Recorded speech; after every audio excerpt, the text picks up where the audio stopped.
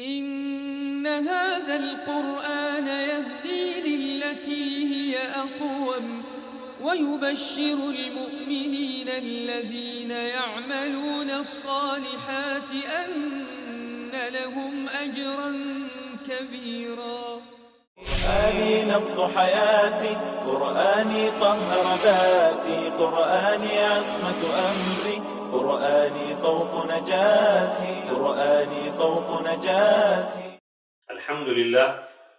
لله نحمده ونستعينه ونستغفره ونؤمن به ونتوكل عليه ونعوذ بالله من شرور أنفسنا ومن سيئات أعمالنا، من يهده الله فلا مضل له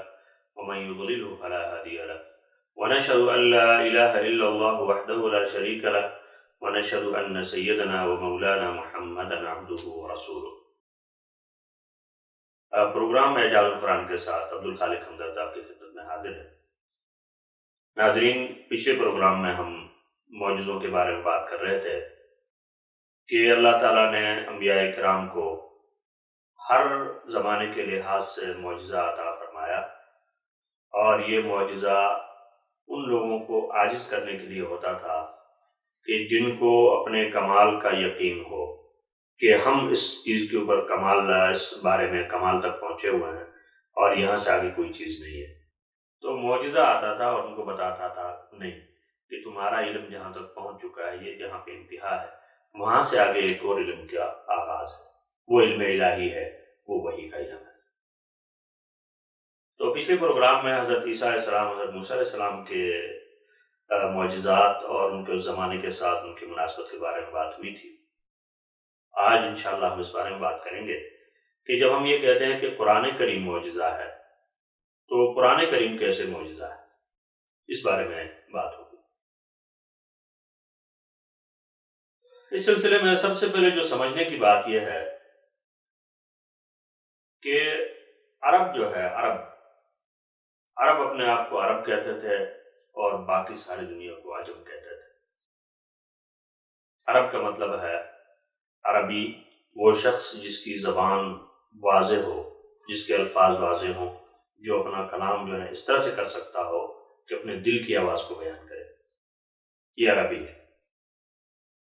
اور عجم یا عجمی کا مطلب یہ ہے کہ وہ شخص جو اپنے دل کی بات کو بیان نہیں کر سکتا، گونگا ہے۔ حیرت کی بات ہے کہ عربوں کو اپنی زبان کے اوپر اور اپنے اسلوب بیان کے اوپر اتنا گھمنڈ، اتنا فخر اور اتنا جو ہے غرور ہے کہ وہ اپنے علاوہ ساری دنیا کو عجمی کہتے ہیں۔ حالانکہ جس طرح سے عربی زبان ہے، عربی بولی جاتی ہے،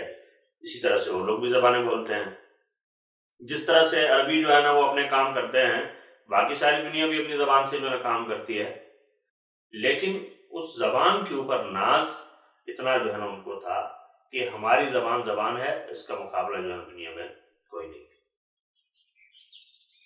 پھر عربوں کا جو دیہاتی ماحول تھا،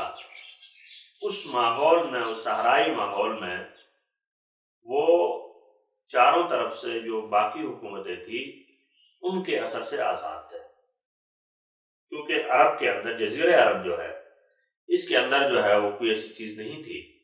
جو باہر سے آ کر حملہ آوروں کو وہاں پہ آنے اور وہاں پہ رہنے کے اوپر مجبور کرتی۔ مثلا انگریز جو ہے جب ہندوستان تجارت کے لیے آئے تو وہ آئے جو تجارت کی غرض سے تھے۔ جب انہوں نے دیکھا کہ ہندوستان میں تو ہر چیز جو ہے نا فراوانی کے ساتھ ہے، یہاں پہ مسالے ہیں، یہاں پہ کپڑے ہیں، یہاں پہ اور چیزیں ہیں، جب وہ ساری چیزیں دیکھی تو انہوں نے کہا بھائی ہندوستان تو سونے کی چڑیا ہے، ٹھیک ہے، اس سونے کی چڑیا کے اوپر قبضہ کیا اور اس کے اوپر 200 سال حکومت کی۔ لیکن عربوں کے اندر جو جزیرہ عرب ہے، اس کے جنوب میں بھی بیرونی کچھ اثر تھا اور اوپر کے جو علاقے ہیں ان میں بھی، لیکن جو جزیرہ عرب جس کو کہا جاتا ہے، یمن سے لے کر شمال تک، اس کے اوپر بیرونی اثرات بہت کم تھے۔ جنوب میں مثلا جیسے یمن تک جو ہے وہ کبھی وہاں پہ فارسیوں کا بھی جو ہے وہ رہا، ایرانی جو ہے نا وہاں پر انہوں نے اس کو قبضہ کیا، اور حبشہ کا جو ہے نا وہاں پہ حملے اور یہ ساری چیزیں ہوتی رہتی تھی، لیکن جو اندر کا علاقہ ہے عرب کا، یہ بیرونی حملوں سے عام طور پہ محفوظ رہا ہے۔ اور اس بیرونی جو ہے نا وہ حملوں سے، بیرونی جو ہے طاقتوں کے آنے سے یا اختلاط سے بچنے کی وجہ سے ان کی زبان اپنے جو ہے حدود کے اندر خالص بھی رہی اور صاف بھی۔ اور پھر اس ماحول کے اندر عربوں کے ہاں جو اہم چیز سمجھی جاتی تھی وہ زبان جو ہے بڑی اہمیت کی حامل تھی، کہ ہر قبیلے کے اندر ایک شاعر ہے، ہر قبیلے کے اندر ایک خصوصی شاعر، ورنہ شعر کہنا تو ہر آدمی کی جو ہے نا وہاں پہ ہر آدمی کہتا تھا، لیکن قبیلے کے شاعر کا مطلب یہ ہے کہ وہ آدمی جو اپنے شعر میں قبیلے کا دفاع کرے گا۔ اور قبیلے کا دفاع کیا ہوتا تھا کہ وہ اس میں اپنے قبیلے کی خوبیاں بیان کرتا تھا، اپنی پرانی جنگوں کا ذکر کرتا تھا، اور دوسری جو قوم ہے، دوسرا جو مقابل قبیلہ ہے،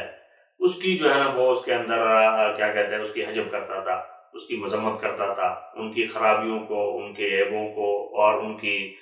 بزدلی کو، ان کے بخل کو، ان ساری چیزوں کو بیان کرتا تھا۔ اور اس بیان کرنے کا مطلب یہ ہوتا تھا کہ ہم جو ہے نا عالی ہیں، اور ہمارے جو مقابل ہیں، مد مقابل، وہ خسیس اور جو ہے نا فضول قسم کے لوگ۔ یہی بات جب ایک طرف شاعر کرتا تھا تو یہی بات دوسری طرف جو ان کا خطیب ہوتا تھا قبیلے کا، یہ خطیب جو ہے یہی کام کرتا تھا، وہ نثر ہوتی تھی۔ تو وہ نثر میں جو ہے جہاں کہیں ضرورت پڑتی تھی اس میں جو ہے نا وہ اپنی قوم کے فضائل کو بیان کرتا تھا اور اپنی بات کو جو ہے نا بیان کرتا تھا۔ اور یہی لوگ جو ہوتے تھے، ان کو کسی سے وفد اگر بھیجنا ہے، کسی جگہ کوئی جرگہ جانا ہے، کسی جگہ کوئی مصالحت کرنی ہے، تو پھر یہی لوگ جو ہے نا وہ جاتے تھے اور اپنی بات سامنے رکھتے تھے۔ تو زبان کا جو چرچا تھا وہ اتنا تھا کہ ہم اس کو جو ہے نا آج کے زمانے میں سوچ بھی نہیں سکتے کہ عربوں کو اس زمانے میں اپنی زبان کا کتنا خیال تھا۔ اور اس زبان کی حفاظت اور زبان کو صاف اور زبان کو خالص رکھنے کے لیے جو انتظامات تھے وہ بھی مختلف تھے۔ ان میں سے ایک انتظام یہ تھا کہ جب بھی جو ان کا بچہ پیدا ہوتا تھا تو اس کو دیہات میں بھیجتے تھے، جو شہروں میں رہتے وہ دیہات میں بھیجتے تھے، تاکہ بچہ وہاں دیہات میں رہ کے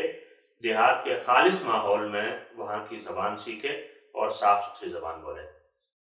اور یہ ہم آج بھی دیکھتے ہیں کہ دیہاتوں کی زبان جو ہے نا وہ خالص ہے، اور جو شہروں کی زبان ہے اس میں دوسری زبانوں کے اثرات جو ہے پائے جاتے ہیں۔ مثال کے طور پہ ایک آدمی لاہور شہر میں رہتا ہے اور دوسرا آدمی جو ہے دور کسی دیہات میں رہتا ہے، وہ جو دیہات میں رہنے والا ہے اس کی پنجابی لاہور والے کی پنجابی سے مختلف بھی ہوتی ہے اور ٹھیٹ بھی ہوتی ہے۔ اسی طرح سے جو لوگ اردو کے خالص ماحول میں رہتے ہیں ان کی زبان کچھ اور ہے، اور جو لوگ دوسری زبانوں کے ساتھ مل کے رہتے ہیں ان کی زبان کا اثر جو ہے نا کچھ اور ہوتا ہے، اور ان کی زبان وہ خالص نہیں ہوتی۔ اور اسی کا جو اثر تھا وہ یہ کہ ان کے درمیان شعروں کا مقابلہ ہوتا تھا، زبان کا مقابلہ ہوتا تھا، اور مختلف ان کی جو کیا کہتے ہیں میلے لگتے تھے، تو زبان کا میلہ لگتا تھا۔ مثلا سوق وکاظ ہے، سوق ذوالمجن ہے، ان بازاروں میں اور میلوں میں ہر سال وہ اکٹھے ہوتے تھے، اور دور دور سے قبیلے آ رہے ہیں، دور دور سے شاعر آ رہے ہیں، ان کی محفلیں جو ہے جم رہی ہیں، اور ہر ایک اپنے جو ہے قصیدے جو ہے نا وہ سنا رہا ہے، پڑھ رہا ہے، اور لوگ اس کو داد دے رہے ہیں، کسی کے قصیدے کی مذمت ہو رہی ہے، کسی کی تعریف ہو رہی ہے۔ تو یہ قصائد جو ہے وہ اتنا جو ہے نا اس کا پھر جو اثر جو اس کے بعد ہوتا تھا وہ یہ کہ جی فلاں شاعر کا قصیدہ سب سے اعلیٰ ہے، جیسے آج بھی جو ہے نا ادبی ایوارڈ جو دیے جاتے ہیں کہ جی فلاں نے سب سے اچھی چیز کہی ہے، تو یہ اس زمانے میں بھی موجود تھا۔ حتیٰ کہ جو عربوں کے اندر جو 7 زمانہ جاہلیت کی جو 7 قصائد مشہور ہوئے ہیں، القصائد السبع یا المعلقات السبع جو ہے، وہ 7 معلقات جو ہیں، معلقات کا مطلب مختلف ناقدین نے مختلف بیان کیے ہیں، لیکن عام طور پہ جو کہا جاتا ہے وہ یہ کہ ان کو معلقات اس لیے کہا جاتا ہے کہ عربوں نے جب دیکھا کہ بھئی ان کے مقابلے کا کوئی قصیدہ نہیں ہے، تو اس قصیدے کو لکھ کر وہ خانہ کعبہ کی دیوار پہ لٹکاتے تھے کہ جب اس کی مثال آئے گی اس کو ہم اتاریں گے۔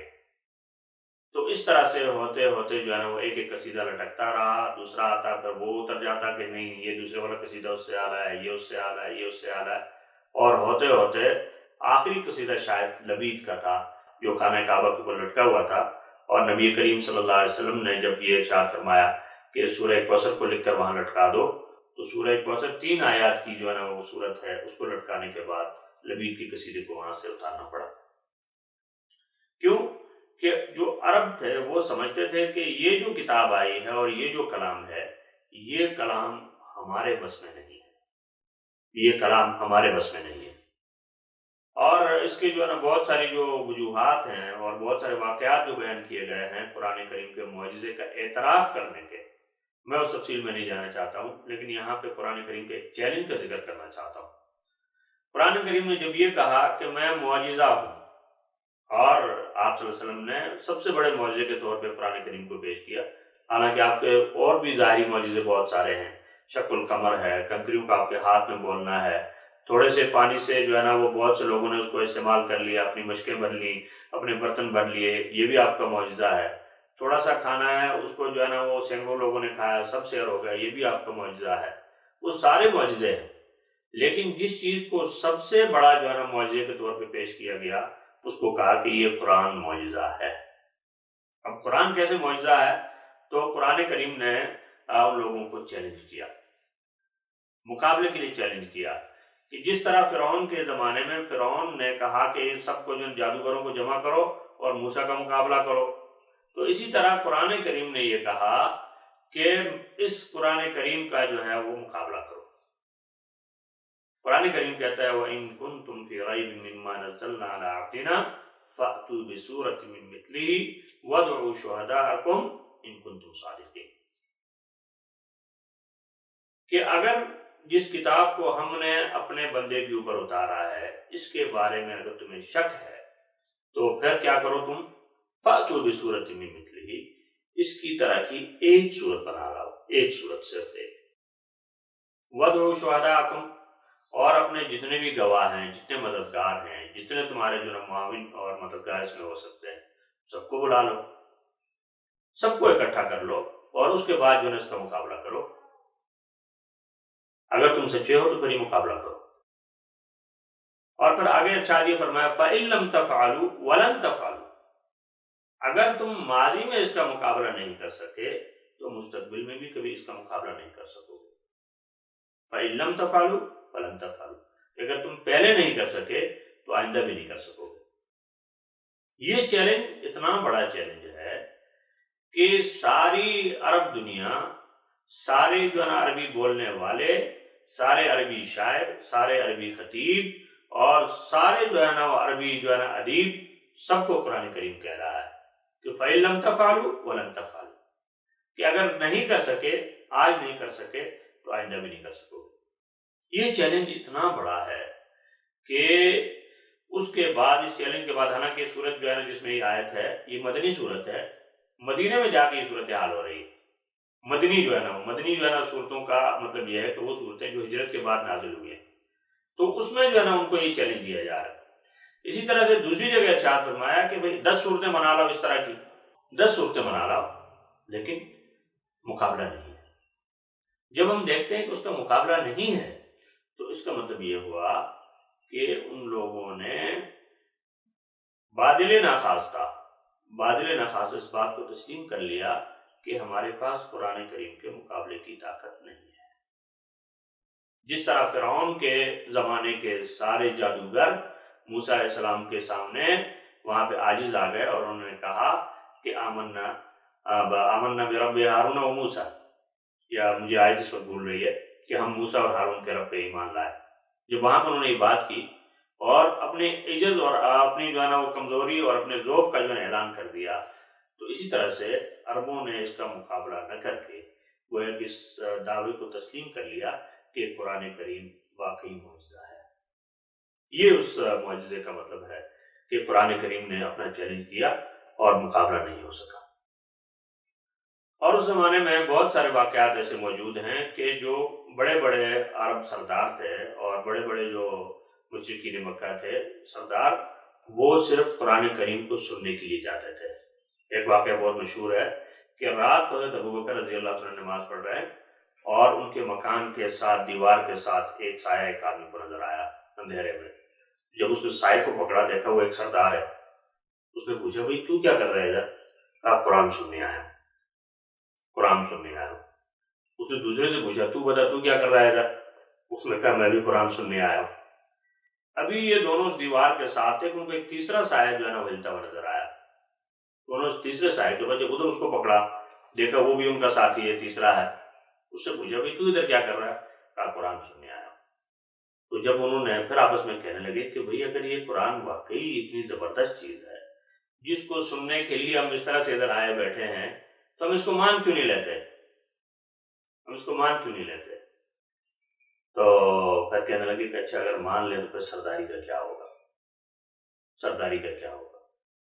یہ وہ سب سے بڑا مسئلہ تھا ان کے سامنے کہ سرداری کا کیا ہوگا،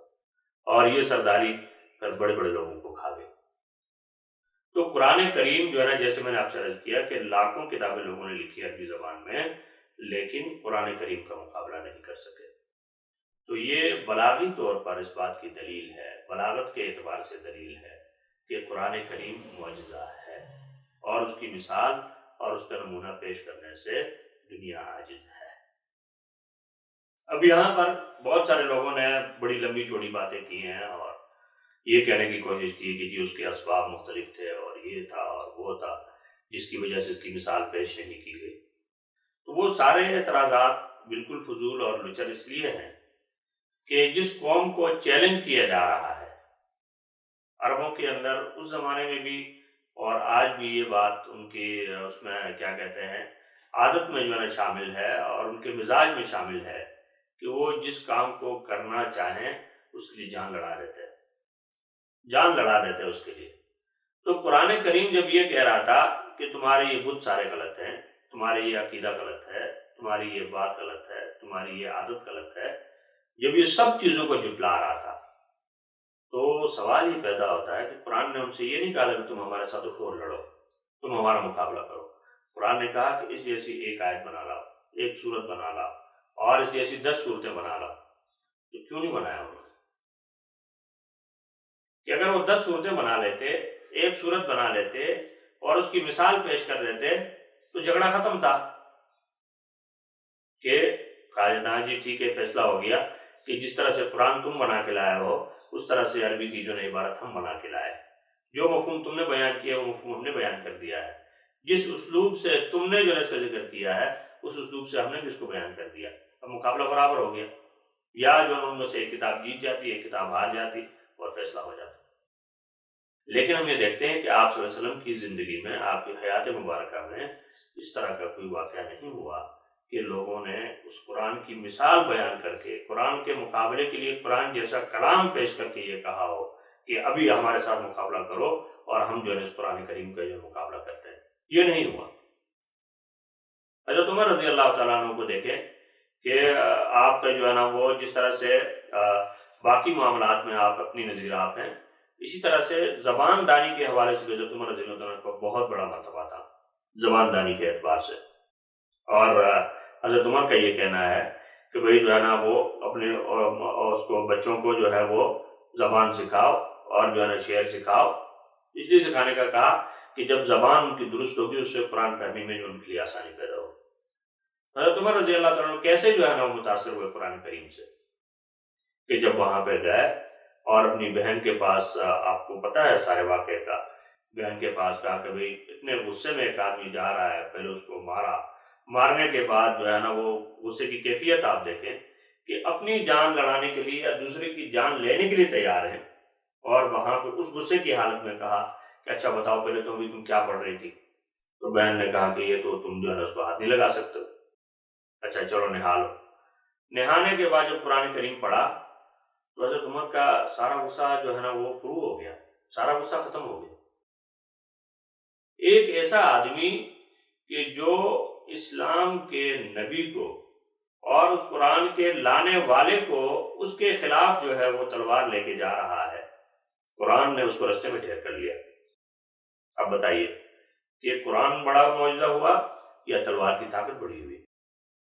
کہ تلوار لے کے جانے والا وہ رستے میں قرآن کریم کی طاقت سے مغلوب ہو گیا اور اس نے فیصلہ کر لیا کہ اس کتاب کا مقابلہ نہیں کیا جا سکتا، اس لیے اس کتاب کے سامنے جھکنا جو ہے وہ سب سے بڑی بات ہوگی۔ تو یہ وہ ماحول تھا جس میں قرآن کریم نے اپنے معجزہ ہونے کا دعویٰ کیا، اور اس دعوے کا جواب عربوں سے نہیں بن پڑا۔ اس کے بعد کیا ہوا وہ آپ کے سامنے ہے کہ اس کے بعد ہجرت ہوئی۔ ہجرت کے بعد بھی عرب یہ نہیں کر سکے کہ سارے جمع ہو کے چلو یار قرآن کے مقابلے کی کتاب پیش کرو، نہیں، لڑائی کے لیے تیار ہو گئے۔ وہی قریش وہ جو ساری باتیں سنتے تھے، سب کچھ کرتے تھے، اس کتاب کا جواب زبان سے دینے کی بجائے میدان میں آ گئے۔ بدر کا مارکا ہوا، احد کا واقعہ ہوا، خندق کا واقعہ ہوا، اس کے بعد ساری جنگیں، لیکن قرآن کی مثال کوئی نہیں بیان کر سکے اور کوئی پیش نہیں کر سکے۔ تو یہ بات اس بات کو واضح کرنے کے لیے کافی ہے کہ جن لوگوں نے اپنی جانیں دے دیں لیکن بیان کا مقابلہ بیان سے نہ کر سکے، زبان کا مقابلہ زبان سے نہ کر سکے، کتاب کا مقابلہ کتاب سے نہ کر سکے، تو یہ اس بات کی دلیل ہے کہ اس قرآن کریم کی کوئی مثال نہیں پیش کی جا سکتی۔ اس لیے یہ نبی کریم صلی اللہ علیہ وسلم کا معجزہ ہے جو رہتی دنیا تک قائم رہے گا، اور اس معجزے کے ساتھ جو بھی لوگ جڑے رہیں گے انشاءاللہ تعالی فلاح دارین ان کا نصیب ہوگی۔ وآخر دعوانا الحمدللہ رب العالمین۔ إن هذا القرآن يهدي للتي هي أقوم ويبشر المؤمنين الذين يعملون الصالحات أن لهم أجرا كبيرا. قرآني نبض حياتي، قرآني طهر ذاتي، قرآني عصمة أمري، قرآني طوق نجاتي، قرآني طوق نجاتي.